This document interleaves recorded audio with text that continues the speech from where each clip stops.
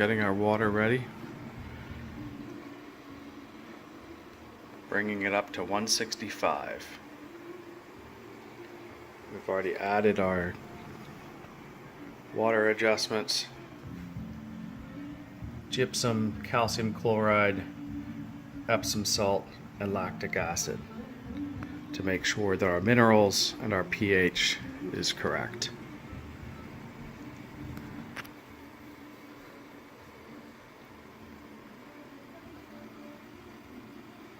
So we're getting close. We're gonna pour our water in here, and that'll allow us to hold the temperature at a constant 150 degrees Fahrenheit. And this false bottom here at the bottom acts as a strainer, so later when we empty this, that the liquid can come out while keeping the grains separate. And here's the grains we're going to be using today. We've got 16 pounds of 2-row pale barley. You can see it's barley that's been crushed.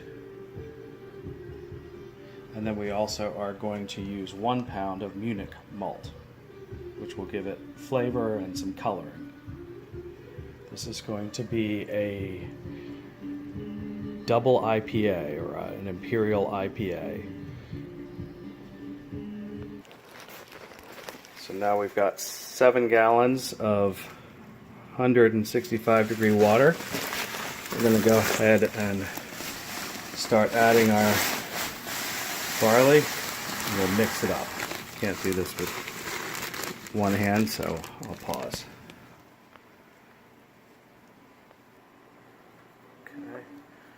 So we've mixed all of our grains, and we're going to put the lid on and let this sit for an hour. And when we come back, all the starches from the grains are going to be converted into sugars, so we're going to have a very sweet liquid. But the temperature should be now about 150 degrees. I'll measure it in a second. That's because the grains obviously are cooler and bring down the temperature of the water. Okay, so we've let the grains cook now for an hour, and we're going to drain off all the liquid. So we're collecting all this very sweet sugar water. So we'll get about, I think, 3.5 gallons of that. And then once that drains, I've added another 3 gallons of water. We'll add that back to the grains to rinse them off and get the last sugars off, and we'll collect a total of about 6.5 gallons, and we'll boil that. Okay, as you can see, all the grains are drained, and I've collected 7 gallons here in the boil kettle, and I'm going to boil this for 90 minutes. Here to a boil, and we have our hops all laid out. Hops are these little flowers that are ground up into pellets. And so I've got them separated out. I'm going to throw in these little piles every 5 minutes to give the flavor and bitterness. So I'll go ahead and start. Okay, so I've finished boiling for 90 minutes and adding my hops.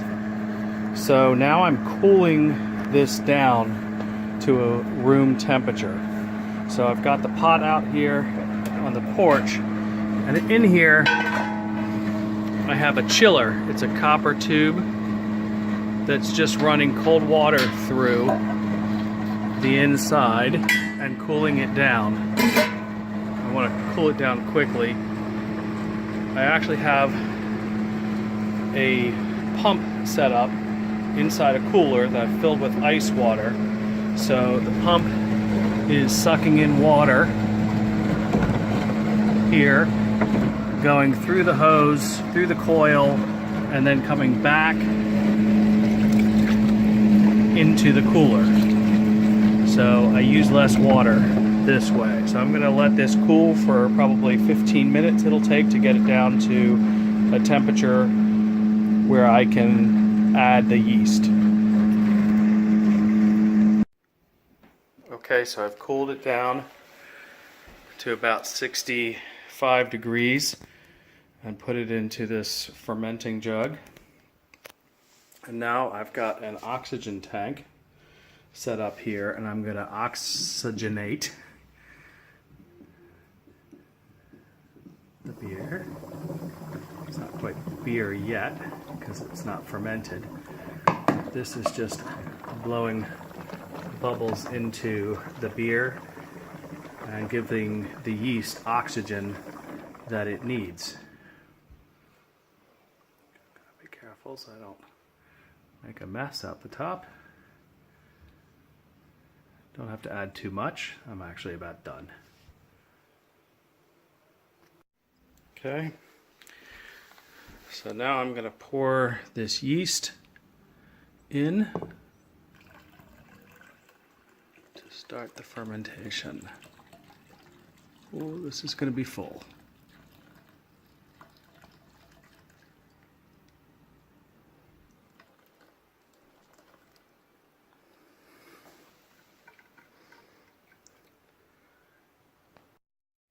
And fermentation has started. So you can see the yeast are now eating all the sugars and making alcohol, and as a byproduct they're putting out CO2. So I've got this airlock on to keep air from getting in, but it allows the CO2 to escape. And in fact, I've got another little blow-off tube here. This also is going into a bottle of water, just because this carboy is so full that it probably will overflow. In fact, I actually emptied and cleaned this out this morning because it was already full of foam. So we're going to let this ferment for a couple of days and then transfer it to another container to let it settle out for another week or so.